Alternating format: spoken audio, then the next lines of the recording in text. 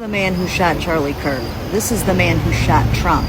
This is the man who killed Melissa Hortman. This is the man who tried to kill John Hoffman. This is the man who tried to kill Paul Pelosi. This is the man who killed an Obama-appointed judge's son. This is the man who hired hitmen to kill Democrats. This is the man who ran over a left-wing activist and killed her. This is the man responsible for the Austin bombing. This is the man who sent pipe bombs to Obama, Biden, and Hillary Clinton. This is the man who shot Gabby Gifford. This is the man who tried to kidnap Gretchen Whitmer.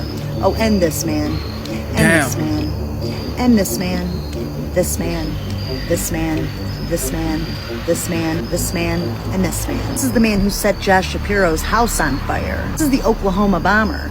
This is his accomplice. These are just a few of the men who beat police officers on January 6th. I can think of a few things they have in common, and it's not the way they use their words or their left-wing politics. 2. Killed 10 black people in a Buffalo grocery store. His motive was, quote, to prevent the elimination of the white race. The El Paso Walmart shooter, he shot 45 people, killing 23. He thought he was acting at the request of President Trump to stop the invasion. He also cited the Great Replacement theory. The neo-Schmatzi who killed 9 people at a black church because he, quote, had to do something. This is the Pittsburgh synagogue shooter. His motive was to stop white genocide. This was the Oregon shooter. Police found a manifesto where he went on a lengthy rant about black men. This is the Dollar General shooter. His motive was a hatred for black people. Despite previously being involuntarily committed, he was still able to legally purchase the weapon. Florida. This is the Oxford school shooter. His parents gave him a 9mm for an early Christmas gift when he was 15 years old.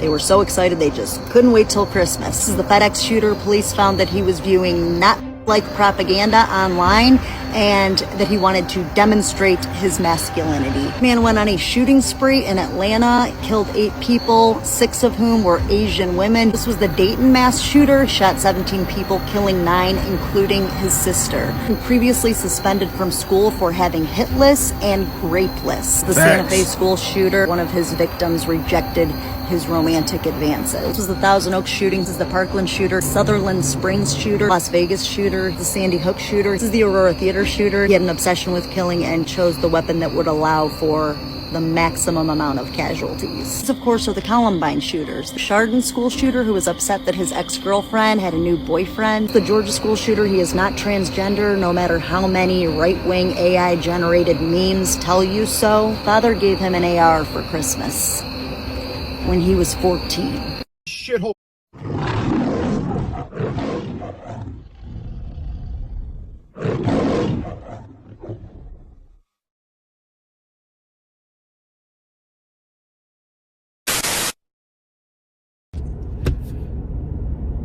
This is who we've always been.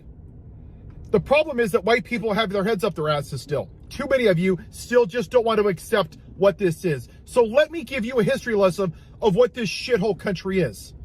And if you don't like that, then you can ship your ass back to England with your head up your ass, because you don't actually want to hear the history of America. So let me tell you what this country is. When we as white people were too lazy to do our own jobs, we stole black people from Africa on the Middle Passage. 1.2 million died. Sharks would follow the boats, waiting for the bodies. And then we kept them as fucking animals, beat them, whipped them, put them in trees, fed them to fucking alligators, burnt down their Wall Street. Then we put Asians in internment camps.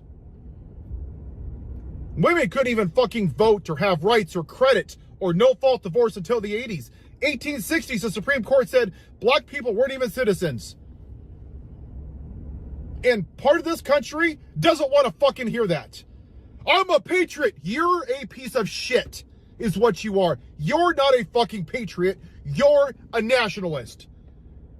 You don't want to actually talk about American history. You want to talk about white history, which is why you don't want slavery in the Smithsonian, because it offends your version of American exceptionalism. We are a shithole country.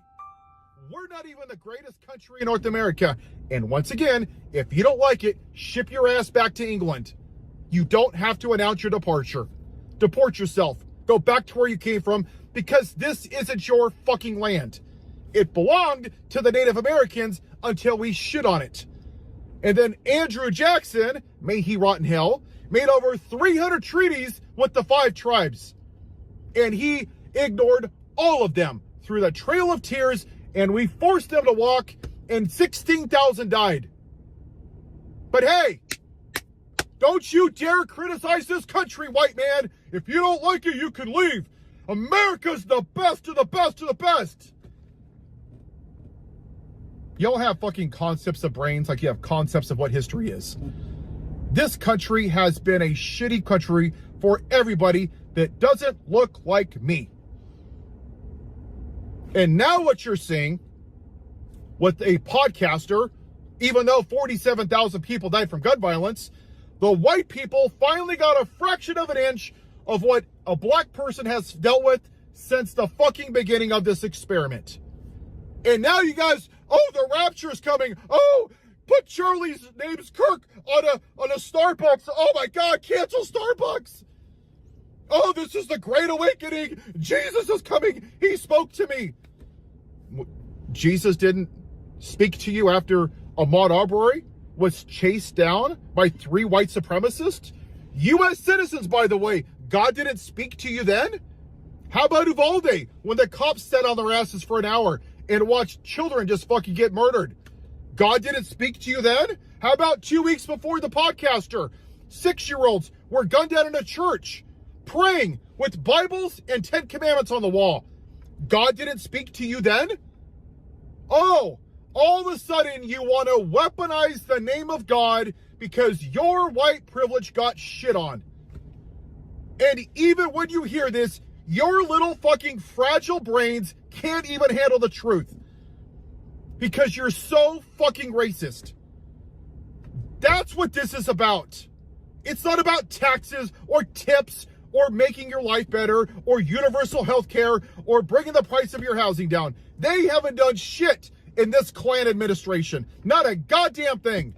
Except for sit on his fat ass in Gulf and rename the Gulf of Mexico and shit on non-white people. And you're like, yeah, praise Jesus. Woo, praise Jesus. Yeah, America first. And your dumbasses don't even realize that the US dollar has gone down by 17%. That all your trade partners are not using us anymore. And then at some point, when the debt is cashed in from Canada and China and Japan, they're going to cash it in and the dollar's going to tank. But at least to own the libs, America first, America first. You don't even take care of America first. 36.8 million people live in poverty. 14 million kids go to school hungry.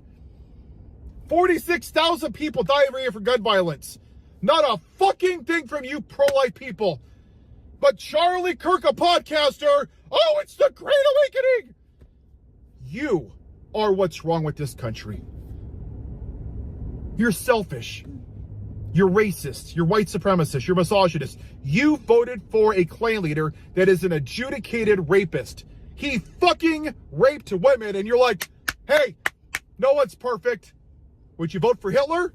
Hey, no one's perfect. I like his tax plan.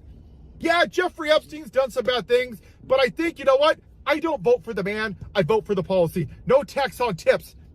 No one's perfect. Praise Jesus. You have no morality. And you just want white America.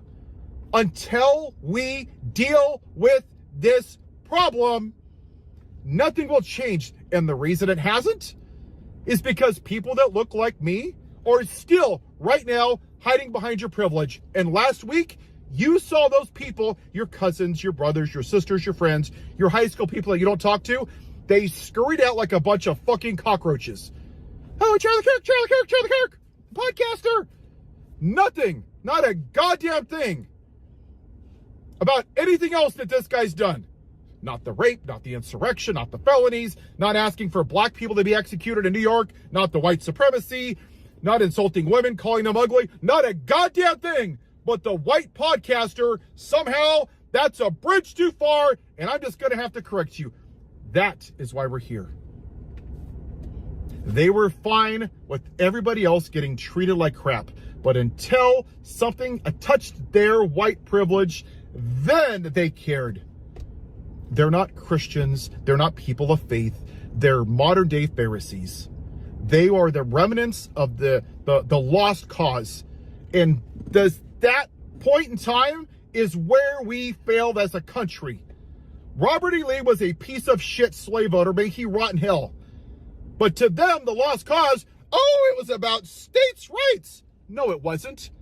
Mississippi said, we want to keep slavery because the black man, in their words, the Negro, are the only people that can work in the tropical sun. And it will be detrimental to the commerce of the states if it's done. So basically, their stance was God made black people to serve the white man. Does that sound like a states' rights issue? Does it? But instead of accepting it, you guys lied to yourself. And then once again, 2020, oh no, it was rigged. Did you see Martin Luther King?